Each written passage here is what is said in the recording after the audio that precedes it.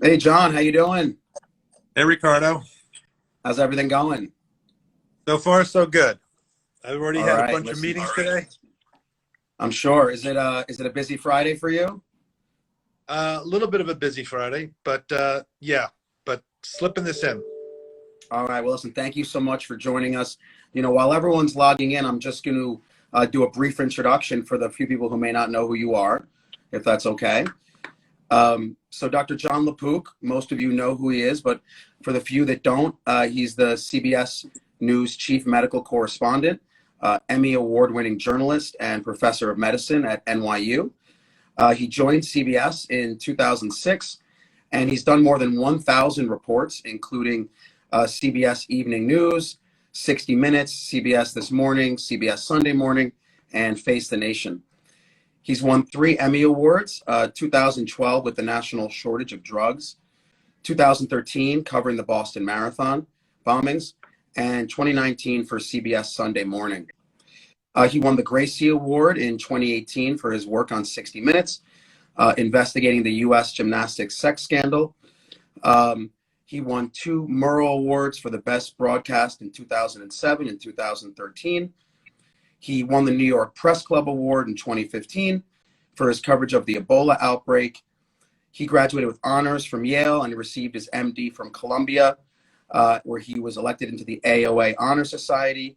He then completed his internal medicine and GI fellowships at Presbyterian Hospital. And it's a pleasure to have him today talking about such an important topic. How are we going to ever vaccinate America? So, John, again, welcome and thanks for joining us. Well, thanks for having me, Ricardo. And it's obviously a super important topic. Perfect. So I guess we'll just start out with the basics for the lay people. Right now there's 2 vaccines available. It looks like Johnson & Johnson may be approved soon, but for the lay person, how do these vaccines work? The basic idea is to try to make this virus recognized by the immune system. And it's all focused around this spike protein. This spike protein is the protein that the virus carries on it, which allows it to actually attach, to stick to human cells and to enter them. It enters via a receptor called the ACE2 receptor that's not just in the lungs, but throughout various other places in the body. So the messenger RNA vaccines, which are the first 2, the Pfizer and the Moderna, which have been home runs over the center field wall, 95% efficacy in preventing clinical illness, 100% efficacy in preventing hospitalization and death. So pretty amazing. As by the way, all these vaccines are 100% effective in preventing hospitalizations and death. It works by basically slipping into your body the genetic instructions via RNA, which is a type of genetic code.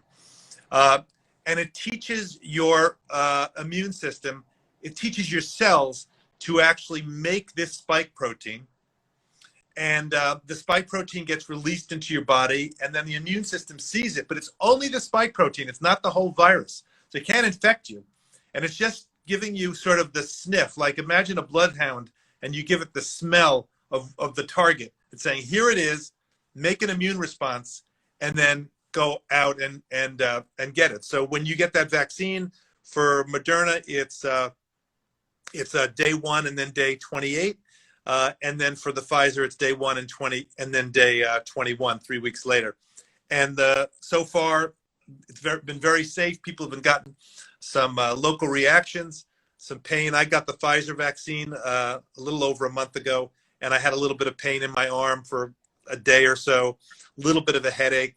The day after I got it, I was okay. But the night I got it, I was all right. The day after, I went to bed early and I slept 12 hours, which I haven't done in I don't know how long. So, but other than that, feeling fine. I mean, just great to hear that. Obviously we're working towards, everyone hears the term herd immunity. Again, for the layperson, what does herd immunity mean and how important is it for us to reach that? Herd immunity, the idea is that enough people are immune, either because they've been infected or because they've gotten a vaccine, that it stops effective transmission of the virus from one person to another. I mean, the concept of herd is if you have these herd of animals and you have a vulnerable sheep in the middle of it. You have enough surrounding grown-up, strong sheep that are going to prevent the predators from coming in. You have that one may be vulnerable, but it's protected by the herd. So the idea is once enough people are immune, then it's very hard for the vaccine, for the virus to keep spreading. The reason why that's so important, especially right now, is that, we have all of these variants that I'm sure we're going to get into talking about. The way these variants happen is because messenger RNA because RNA virus, it's the nature of RNA viruses that when they divide, they make mistakes. It's just a single strand of RNA in this SARS-CoV-2 virus. So as opposed to the double-stranded DNA, where if you have a mistake, you have another copy that can say, oh, that's what it should have been.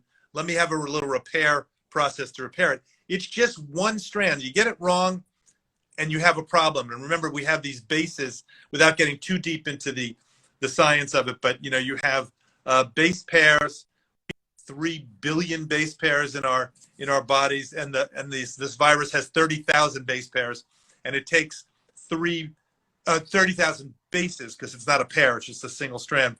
3 of them make up an amino acid, and a bunch of amino acids make up proteins. So when you have these in the replicating process, when you make a mistake, that mistake can be so important that it actually changes what the amino acid is that it's making. Now, it could make it so that it's no difference at all, or it could make it that it's an important difference that changes the function.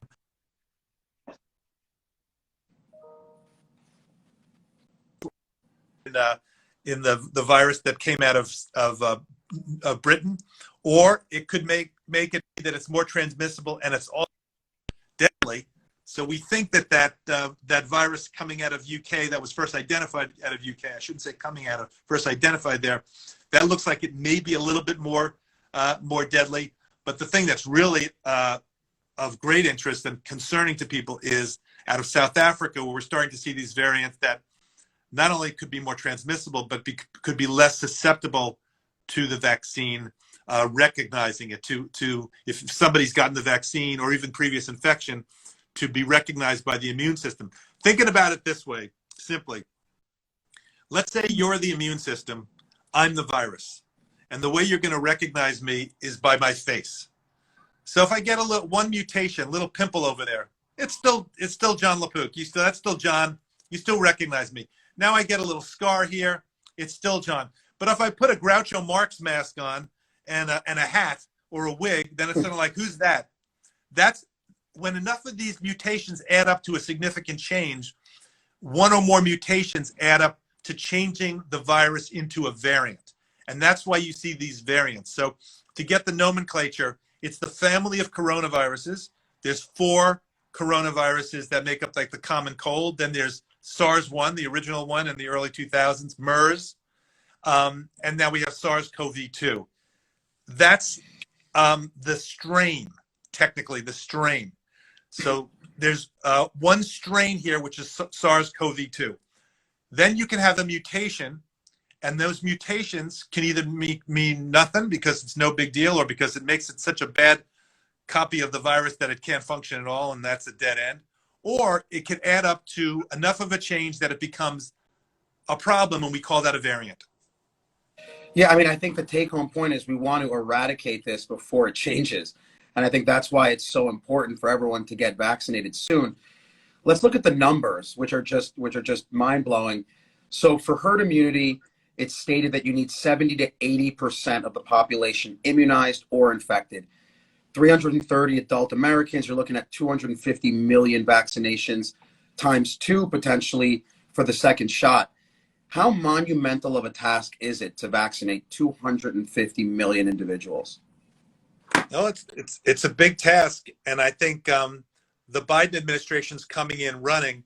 I mean, we know that they're up to like 1.3 million vaccinations a day. They're hoping to get up to 3 million a day eventually, but there have been some hiccups, obviously, at the beginning. We saw at the beginning there were many more people. You had how many doses were sent like, distributed, and then how many ended up in people's arms. And you saw a big discrepancy, like 50% ended up in people's arms. I think there's a lot of confusion about those numbers, because when I spoke to local health departments, and I actually spoke to a representative of the officials across the states that represent the officials running state health departments. And he said they had a big call the other day. This was about a week or two ago. And he said, nobody's having problem getting it into people's arms. It's basically, we don't have enough virus. So I think, when I'm sniffing around the country and talking to people, I realize, you know what, the IT systems, the computer systems that keep track of this, a lot of them are from the 1980s. Some local health departments are actually faxing results from one office to another. Wow. So Wow. I believe that it was actually higher than we were being told, that it just, the numbers weren't rolling back up to a central database in an effective way. No doubt there were some, doses that we heard individual reports that they were being wasted, that, because it has to be a super cold chain, the Pfizer vaccine's like -70 and it's frozen. And once it gets thawed, the clock's ticking. So some of those were wasted. Some of it was logistics, because the states didn't know that they were going to even get how much vaccine they were going to get until like the day before they got them. So at NYU Langone Health, where I'm a professor of medicine, about a week or so ago, they were getting 1,000. They were giving 1,000 shots a day. They thought that they could ramp up to 7,000 shots a day if they had the vaccine, which they didn't have. And they would find out on a Sunday how much they would get for the very following day on the Monday. So imagine the task then of just sending out emails and texts and everything else to the people to say, okay, you got to come in tomorrow. That doesn't give you a lot of time to plan. Now the Biden administration is saying, we're going to give you 3 weeks head start. You'll be able to, we'll tell you how much you're going to get, and you can start planning. I mean, it looks like the major roadblocks are, one, federal funding, two, it's the communication between federal and state, correct? I mean, how important is it to have transparent and clear communication between the federal and the state, such that they know how many doses are coming, what's the demand, what's the supply? Yeah, that's a huge complaint that everybody has, is transparency. So think about it this way. So far, the way this has been run, and politically, has been, imagine, each state, each territory, it's even more than 50 states, they're kind of on their own, and everybody has a little different flavor. So imagine you had a football game. We got the Super Bowl on Sunday, right? Okay, for this Super Bowl, we're going to have 50 different coaches, and we're going to have 50 different game plans for each team. And by the way, each coach is going to have 7 assistant coaches, and they're going to all be able to call audibles. That's kind of what it's been. So everybody's gone their own way. And then, as you're saying, from the federal level down to the state and local level, there's got to be a handoff. And in the 4x100 race, where is the race lost? In the handoff of the baton, the anchor, right? no? The handoff, yeah. It's in the anchor, the anchor, but also in handing the baton, you drop the baton, or you fumble it. Well, the baton's kind of been a little bit fumbled. I mean, I spoke to Monsef Slawi at one point. He said, "Look, we delivered to 14,000 different." He was the outgoing head of Operation Warp Speed. He said, "We delivered vaccine to 14,000 different sites, which is really amazing. But once it's at that site, you got to hand off the baton in a way that they're going to say, okay, now we know how much we were going to get," which they didn't apparently, "and we know how we're going to get it to the states and local level. And by the way, we know who's going to give it, and we know the databases are such that they're so robust that we'll be able to follow this in real time." Well, our infrastructure for computing is quite old and decrepit for public health, for the most part. Absolutely. If you're faxing stuff, that's definitely behind the times. I mean, let's say you even get the whole communication part right. What about sheer just logistical support? People have talked about forming these mega clinics where, just like you said, Langone could vaccinate 7,000 people in a day. How feasible are these mega clinics, and what type of people power do you need to run these clinics? I actually have a lot of confidence that, of course, at the beginning, there's wrinkles in a system getting it going. I have confidence that once the supply is there, we'll be able to get it into people's arms. I mean, they're talking about FEMA being activated. I love the idea of these tens of thousands of pharmacies across the country. That's especially in areas that are deserts, where people don't have access to major medical centers. They have their local pharmacy. They know them. I think, people, even Alaska had something like I think they had the highest percentage in the country, like 30% of the population was already immunized, by dog sled or however. I don't mean to say that it's only dog sled in Alaska. Please don't write in about that. But I read an article where they said literally they were doing it by things like dog sled. Of course, they have cities in Alaska too. But the point is that if you have the will to do it, and you just, it's a lot of shoe leather. But I think whether it's in New York City, the Javits Center, or across the country, these other places, the stadiums, they're talking about all sorts of stadiums being used, and you combine a lot of these things together. I think you can do it. The big thing is the supply, and I think to that end, the fact that we have the Johnson & Johnson vaccine on its way, I think is a big deal. So Monsef Slaoui said to me that he thought around now, Dr. Slaoui, that we'd be able to get a couple of million doses. Let's see, it was like 1 million doses a day. Between Pfizer and Moderna, it would be 2 million doses a day. So that's already a ton. It's a little bit more than we're giving, which is like 1.4 million, something like that, 1.3, 1.4. Johnson & Johnson, which is just one shot, which is a big deal. You don't need that second shot. That looks like it's going to be successful. And they've already submitted last night, this is breaking news, their EUA application to the FDA. It'll be looked at within a couple of weeks or something like that. We expect it's going to get approved, if everything goes right. And then you'll start having them give it out. Now, at first, they don't have enough doses, but they're saying they're going to have 100 million doses by the end of June. So now you're talking about that. So I think, and then there are other vaccines, AstraZeneca, Oxford, which had some hiccups in the United States because there was some odd-looking results in terms of protection, that they gave a half a dose. It seemed to have more protection than a full dose. But, I have a little chart here that's looking at all of the 6, Moderna, Pfizer, AstraZeneca, Johnson & Johnson, Novavax, and Sputnik 5.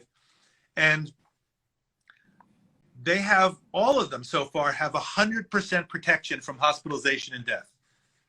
Now, there's some varying protection against whether you physically get sick. And, the Johnson & Johnson, I thought, they're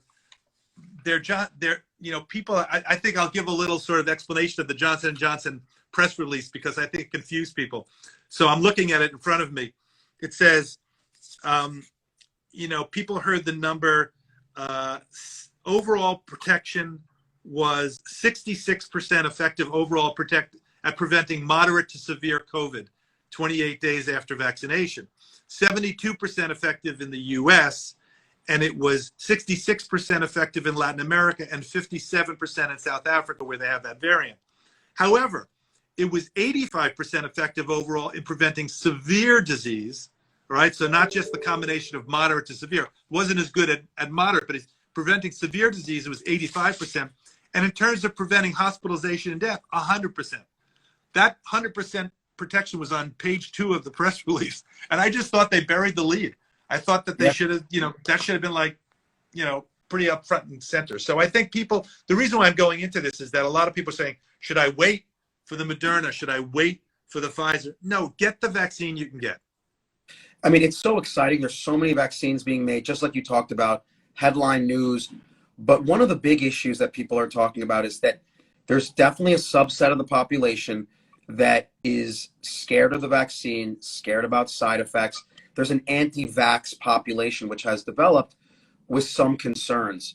I personally believe that these concerns are not founded since it's approved by the FDA and number 1, 2, and 3 of the FDA's safety. What do you tell people who come to you and are concerned about the efficacy and really the safety of the vaccine? Okay, so vaccine hesitancy has existed for hundreds of years. Benjamin Franklin went to his grave regretting the fact that he didn't give a form of the smallpox vaccine to his little boy who died of smallpox. And I've done some pieces on vaccine hesitancy long before this pandemic. it's a long topic, and there are people who resist it for various reasons, which we could spend an entire 5 hours talking about. But let's talk specifically about the fears that we're hearing about this. I think that the term Operation Warp Speed might have been an unfortunate choice, because it gave, that word warp speed gave people the mistaken idea that this was just whipped up overnight. The actual science behind this vaccine goes back decades to develop what's called these vaccine platforms. So just a second on what a vaccine platform is. Imagine that you have a factory. This comes from Francis Collins, who's the head of the NIH, National Institutes of Health. And I was trying to think of I came up with all these different metaphors. He goes, now think about it this way. You have a factory that's making a widget, a little something. And then you decide you're going to have a better widget. You don't need to get a new factory building. You don't need to fire everybody and bring in new staff. You don't even need to get a new assembly line. You just get a new mold. And now you're making a different widget using the same old factory, the same factory that you know so well. That's what they're doing with these vaccines. So back in the early 2000s, to make the first vaccine, from the time they sequenced the first SARS-1, to getting a vaccine that they could try in a trial, was about 20 months. And over the years, H1N1 and swine flu and Zika, it was less and less and less. So Zika, I did a story for 60 Minutes in 2016 about Zika, and it took about 3 months to make that vaccine. This one, they got the genetic code. Think how amazing. They got the genetic code on January 10th, 2020, that was published by the Chinese. And it took like 63 days from the time they got that code until they had a vaccine that was ready for phase 1 safety trials. Now, that happened because they were able to do that assembly line type thing, where it was actually done in a computer. I spoke to Dr. Kizzmekia Corbett from the NIH, who was behind a lot of this effort. She's also involved in a universal flu vaccine effort. She said they found out on January 10th, it was a Friday, I think. She called somebody who was working in the lab and said, well, the Chinese put it up online. He goes, I guess there goes my weekend. She goes, yep, you're coming in. So she came in on the Saturday, I think it was. In a couple of hours, it was all done in a computer, figuring out how do we do a conformational change to that spike protein such that it's recognizable by the immune system, in the most effective way. There's a guy named Barney Graham, Dr. Barney Graham, who's the head of that vaccine lab there that's, been super active in this. And by Monday, I think they were already giving that recipe to Moderna up in Massachusetts, who was starting to make it.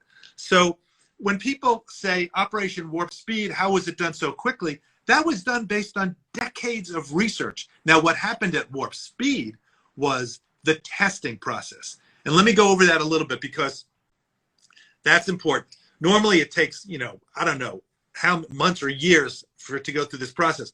Phase 1 is safety. Phase 2 and 3 are sort of testing. 2 is a little bit more people than, maybe hundreds of people being tested. But then by the time you get to phase 3, you get to tens of thousands of people. So what they did was they cut the red tape without cutting corners. That's what I'm told by everybody and people who I trust, Tony Fauci, Francis Collins, and a lot of other people. So that instead of we're going to do phase 1, then we're going to submit it to the FDA. We're going to stop what we're going to do. We're going to wait a few months for them to, for it to rise to the top of their list of things to look at, because there are only so many people at the FDA.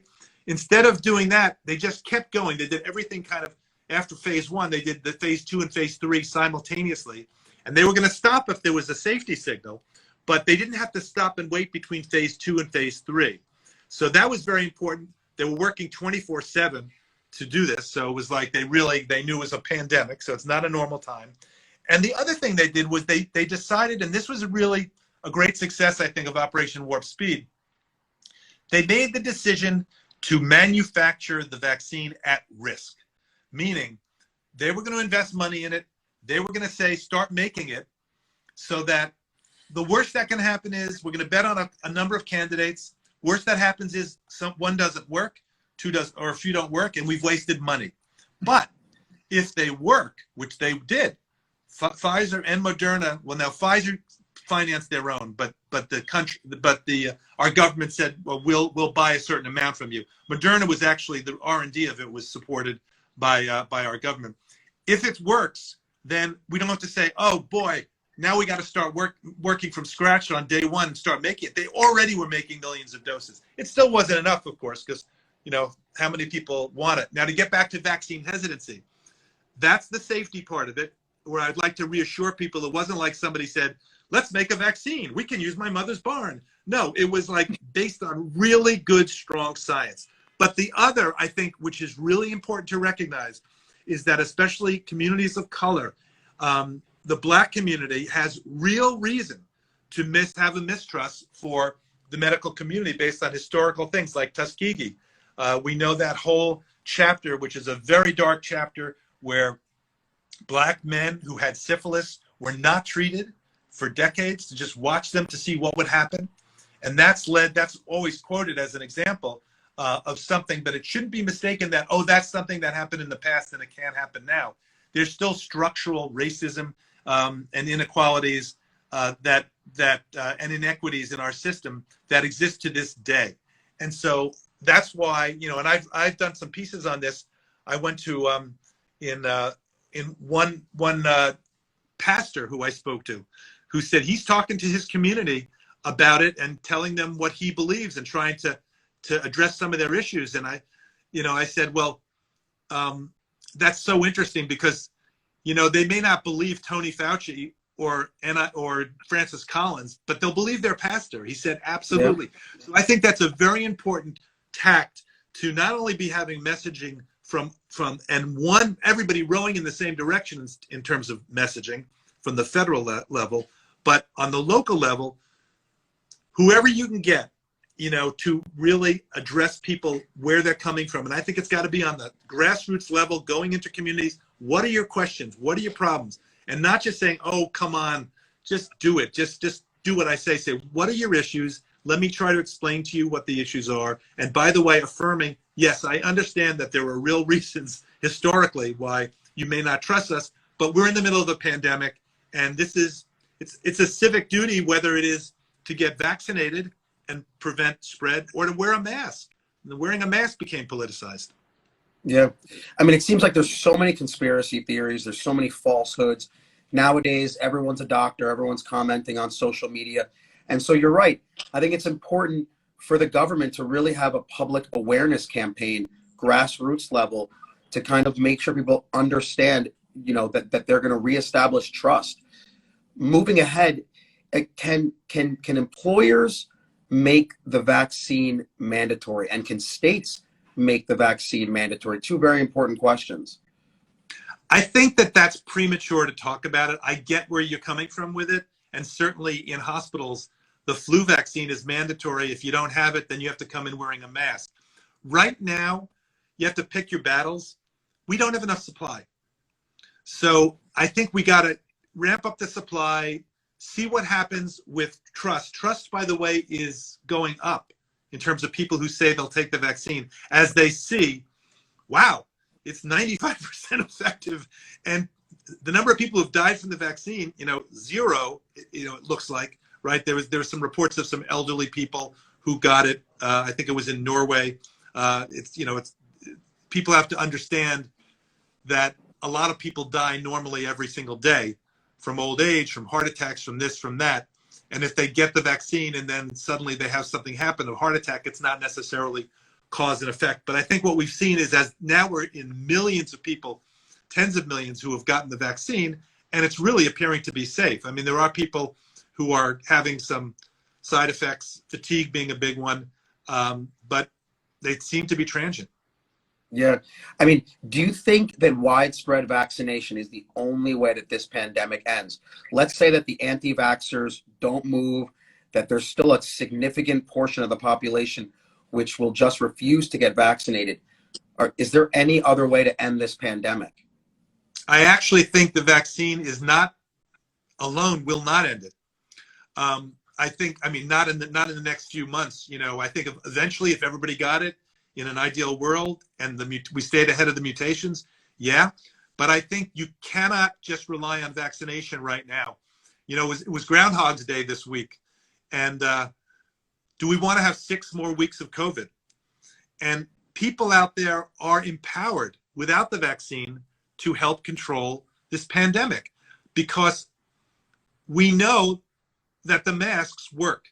There's more and more epidemiologic evidence. I mean, I think it's just not up for discussion anymore. And you're going to see next week the Centers for Disease Control, I believe, is going to come out with some more specific mask advice.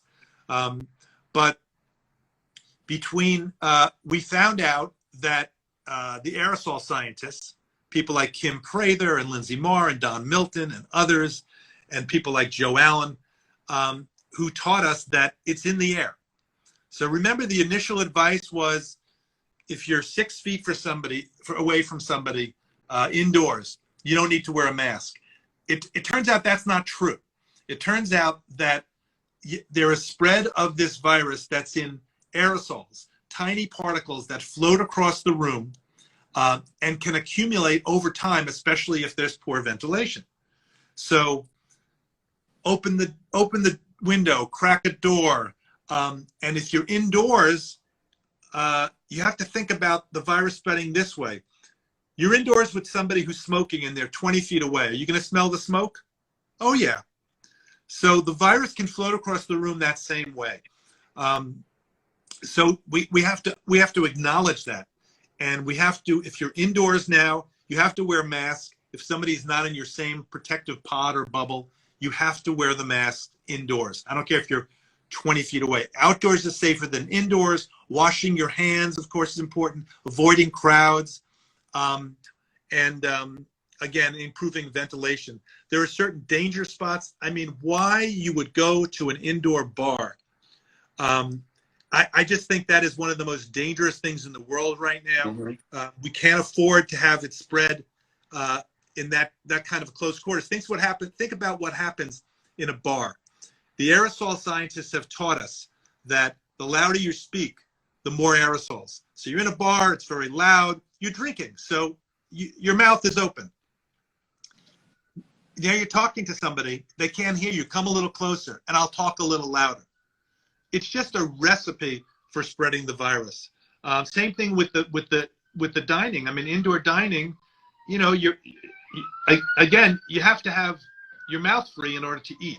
So you're sitting across from somebody, they're maybe 3 feet away from you. Are they in your pod? Are they not in your pod? And then you see some of these outdoor, quote unquote, dining areas where they basically simulate indoors. So I've seen that in New York City. You go by, there's the little plastic bubbles. It's like, okay, you're now indoors with that person. So I think it should empower people. You're hearing the sirens from New York City. Yeah. I think seems reasonable. We have to empower people to realize you can actually save lives. It's a matter, you know, wearing that mask. If we had all, it just breaks my heart, if we had from the very beginning all been wearing masks. I know at the beginning it was said by the CDC and others, you don't need to wear a mask. The reason why at the beginning they said, you know, in March, you don't need to wear a mask was because, number one, we didn't realize that such a significant percentage of the population was spreading it without symptoms. So you said, okay, if you don't have symptoms, you're not going to spread it. Well, it turns out that's not true. So you can't rely on people having symptoms and say, well, they'll stay home. So number one, we realized there was asymptomatic spread. Number two, we realized that they work. You know, there's been a lot of work showing that masks work, and we don't have to get into that, but they work. And the third was that back then we were worried about a shortage of masks, of the N95s and maybe even surgical masks, that we needed to save them for healthcare workers.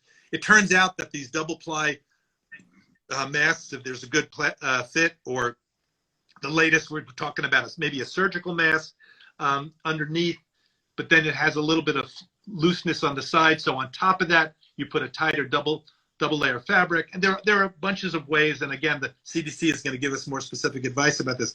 But at the beginning, there were those 3 reasons, which is why they said, you don't have to wear a mask.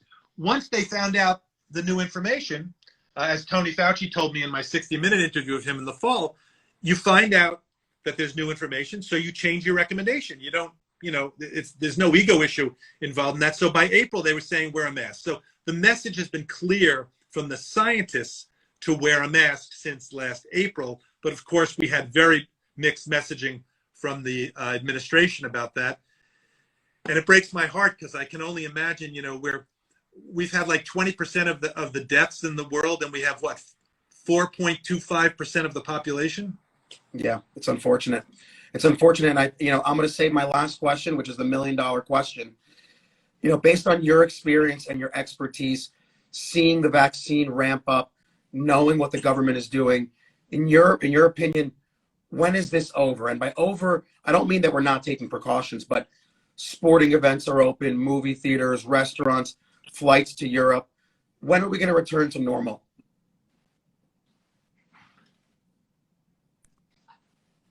A new normal. It's not going to be normal, but towards normal.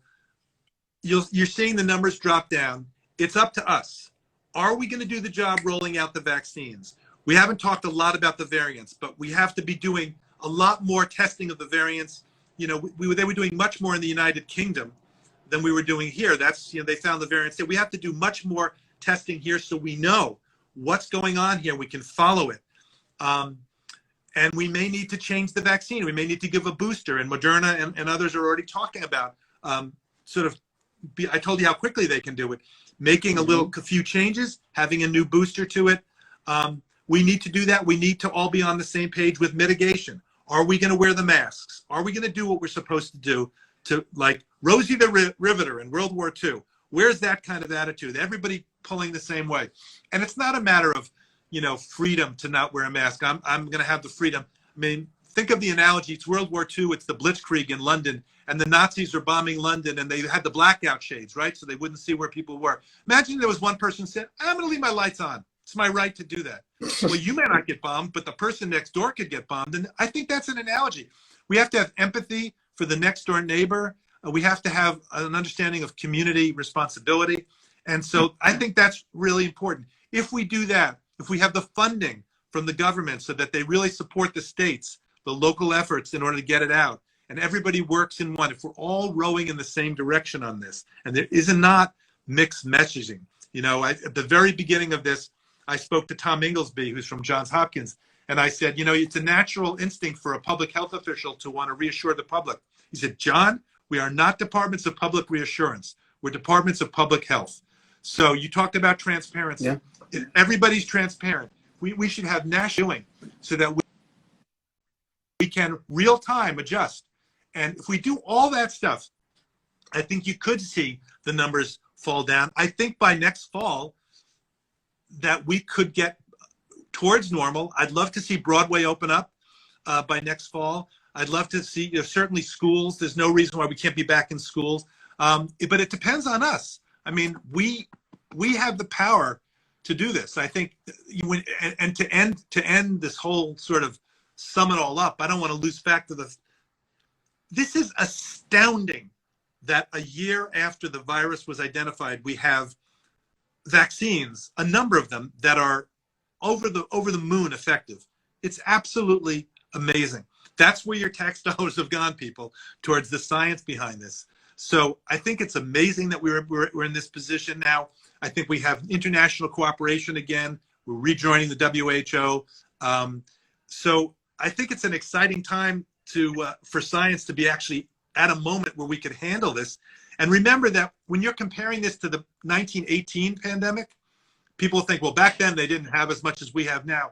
There's a big problem today compared to 1918, which is back then the world was a lot, many fewer people, and it wasn't as much of a petri dish as it is today. There wasn't this extensive air travel where basically the virus is just ping-ponging across the globe. It's very hard to close borders. I mean, in Australia, New Zealand, they were able to do it. They're islands, and it's amazing the success they've had.